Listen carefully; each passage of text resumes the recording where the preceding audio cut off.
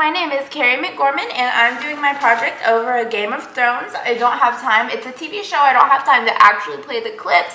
I'm just going to use GIFs, and I am going to try to go as quickly as possible because I have a lot to say. So the premise of the show is from the perspective of a conflict theory. It's about a bunch of families, very, very powerful families who are continuously fighting over scarce resources and power. So specifically, I'm going to be talking about gender stratification and competing for the Iron Throne. And the Iron Throne means who rules over all 7 kingdoms of Westeros. And gender stratification is the notion that women have unequal access to power, prestige, and property, often due to a patriarchal social system. Patriarchy is men-dominant society. So the contenders for the Iron Throne, these are our kings. There's 5 of them, very diverse group. And what they had to do was get an army, conquer cities, kill a lot. Your everyday average pillage and ruin livelihoods. They had to be born into a powerful family name, of course. I don't have time to go into class issues, but just know that these guys were born rich. And then, maybe betray an ally or 2, and that's about it. There's like 5 guys. Some of them are ugly, some of them are young. It doesn't really matter. They're all trying to be king. Queens, on the other hand, there is one. She is absolutely beautiful. Her name is Daenerys Targaryen, and she had to do the whole pillage and conquer thing, but she also had her own set of struggles as a woman.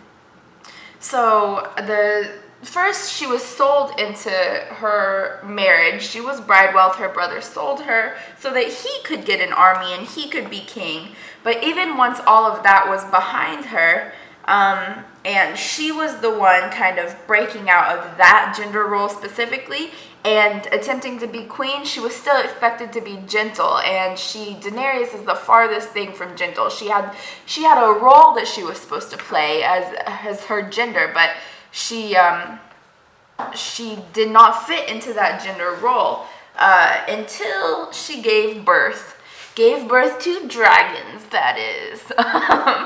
And basically what happened was she walked through a burning shrine carrying the 3 jagged eggs. She didn't die, and whenever the fire went out, she had birthed dragons. So that's kind of a gender role thing that she didn't really garner respect until she not only gave birth, but gave birth to another species that had been extinct for years. But then that's also a second shift sort of thing, because she's conquering cities by day and, raising your 3 little dragons by night. But even though she went above and beyond, she had dragons for God's sake, she still was given a bit of a glass ceiling where she was really, she was been told that a woman can't be queen, and continuously every city that she conquered, everywhere that she went, everyone in Westeros and all 7 kingdoms, they had the Summer Isles, were all, until she forced them to see her, they only saw her as a woman that could not actually rule on her own. And I think that really relates to contemporary gender relations, and her whole story really relates to contemporary gender stratification and what women are kind of going through. And I know it's not so extreme for us now, but I think that the cool part is that she started out where women started out. She started out being sold into marriage. She started out not having a say, but as the TV show progresses, she gets stronger and she gets more powerful, and she breaks those glass ceilings, and she's making her way to the position that she wants to be in. And I think that that's what women are doing today.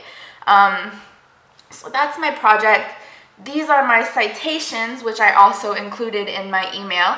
And thank you for listening. Oh, the song. I didn't play it. I was going to play the dun dun dun dun dun dun dun dun dun dun, which is the theme song. But I didn't. But I just gave you a little sneak peek so that the citation makes sense. Thank you. And sorry this isn't the best quality thing that I could do. But yeah, that's my project.